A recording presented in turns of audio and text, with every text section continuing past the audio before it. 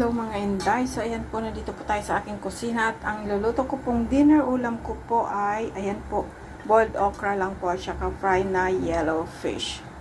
At yan na po yung ating isda, piprito natin. At ayan na po ang ating okra, boil na po natin. At luto na po ang ating okra. At yan na po ang ating isda. Tananan! Luto na po siya. Ayan na po. So, ayan po ang ating ulam ngayon. Ako lang po ang kakain yan. Yan po ay akin.